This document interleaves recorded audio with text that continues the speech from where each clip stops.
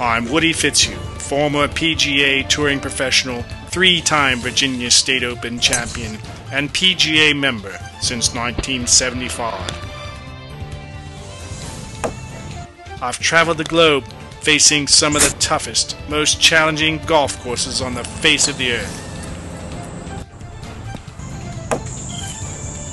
I've played in all manner of weather conditions and treacherous terrain, and if I'm honest, you won't last a day on courses like these without the right skills.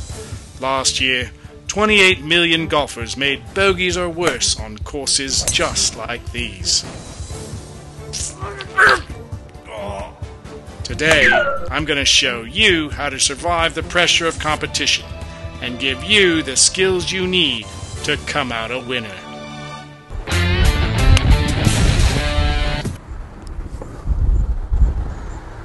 Hi everybody, Woody Fitzhugh here with your Tweak of the Week. You know, no matter what our skill level is in the game of golf, all of us have faced the jitters at one time or another. As the Australians say, we spit the dummy. Well, today we're going to talk a little bit about how we handle the pressure and give you some helpful tips to make you more successful when the heat is on. My old boss used to say, if you can't do it on the golf course, you haven't practiced it enough. So let's head over to the practice tee and we'll start with some drivers. The driver. We start every round with it. It's really important to get a good start with it. And the best way to do that is make sure we get a full shoulder turn. Most of the time, when we get nervous or we're playing in a tournament we really want to do well in, we cut that backswing off, we shorten it, and we don't take the club back far enough. And that throws off our timing. Then we lift our hands, we lift our arms, and we come down across the ball, hitting either a big hook or a big push or slice. What we want to do is to make sure that we turn our shoulders fully and completely so that our back is facing the target. That's going to give us the best fighting chance for a good downswing. Secondly, we want to start that downswing at 0 miles per hour. And what do I mean by that? Well, basically, when you make that backswing turn, there needs to be a slight pause right at the top of the backswing. Most of us, when we get really nervous or we really want to hit a good shot, you won't see any transition time between backswing and downswing. We need to have a slight pause at the top before we start down. So make sure you start that downswing at 0 miles per hour.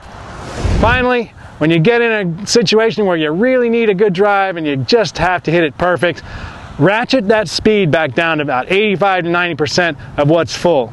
You'll find out it really helps your control, it helps your balance, and 9 times out of 10, that ball is going to go further than when you swing at it full. So now we've talked a little bit about the driver, let's go talk about the iron shots. Iron shots. We use these clubs to attack the pin. And when we get nervous, sometimes we lift the club with our hands and arms and we don't make a good enough turn. Never lift the golf club. Throughout the entire golf swing, the golf club is never lifted. All we're doing is keeping our hands and arms quiet and letting the shoulders turn around our head. Let the hands and arms ride along with the shoulders. You'll find your backswing smoothing out and you'll find your solidness of contact greatly increasing. So the second thing we want to talk about is hip action. Most of the time when we get nervous, we really want to hit a good iron shot, we rush those hips through the downswing, and this causes all kinds of problems, from fat to top to shank to push. What we need to understand is the hips actually have to move rather slowly so that our hands and arms can catch up to deliver the blow. We should never move our hips faster than the speed at which we walk. So if I'm going to walk like this, I don't want my hips to ever move faster than that in the golf swing. Remember, when the heat is on, sometimes we try to be too precise, too cautious. Give yourself some leeway on that target area. Center of the green is never a bad thing. It's a lot better than a missed green. So let's head on over to the putting and chipping green and work on that short game. Pitching, chipping, and putting are the scoring components of the game, and as such, they can make or break our round. If we can master these shots, it's going to take the pressure off the rest of our game.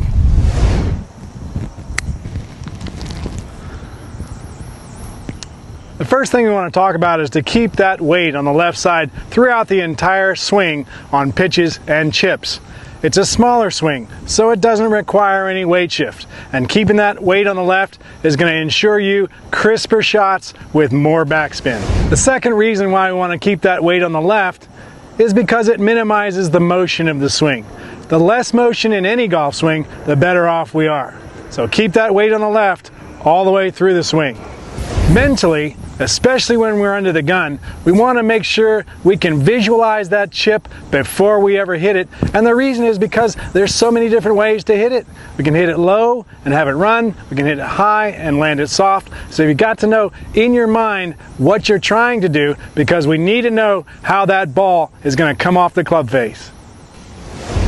The next thing we want to do is keep our hands and arms relaxed all the way through this swing, but especially at impact, because that's going to help us keep our touch when the pressure is on.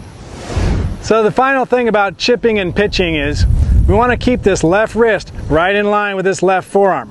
What that's going to do for us is maximize our directional control. It's going to give us crisper chips and better contact and a better feel for distance. Most of all, it's going to stop that right hand from taking over the shot, and we all know how deadly that is. So now that we've talked about pitching and chipping, let's go on over to the putting green and talk about the little short stick.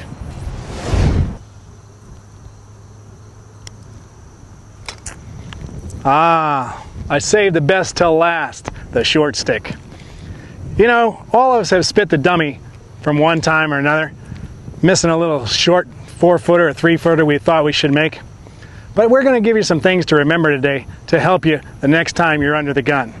Remember that number one, no golf shot is pregnant with significance. And what do I mean by that? Well, basically, most of the time we get to thinking that this one putt is the most crucial putt of all. In actuality, we've hit a lot of putts during the same round of golf. It's going to be more than 60 strokes that make up this round, so one is not any more important than any of the other ones. So remember that next time you get nervous over that 4-footer. Once you read that putt, stick with it. Stay committed to your read. What happens is, as we get nervous and we really want to make these little short putts, we start seeing things that aren't there. Our imagination runs wild. Usually, the very first look you give is the very best one. Stick with that and stay committed. So now we talked about drivers, iron shots, pitching, chipping, and putting. And the only other piece of advice I got for you is to go have fun. Golf is the greatest game ever invented, and you can play it at any age. So go get yourself some buddies and hit the links. So next time you're playing in a golf tournament that means a lot to you, remember to stick with the fundamentals. They'll never let you down. Remember to stay committed to your plan. That's what got you there in the first place. Remember to practice hard before you ever get out there. That's going to give you the confidence that you need to come out a champion. I'm Woody Fitzhugh, and that is your Tweak of the Week.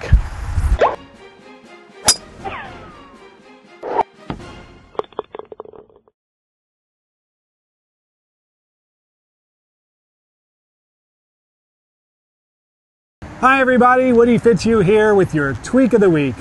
Today we're going to talk just a little bit about the dreaded top shot. We're all familiar with it, but you might not know what causes it. Basically, a top is nothing more than pulling away from the ball at the moment of impact, and we usually do that in 3 ways.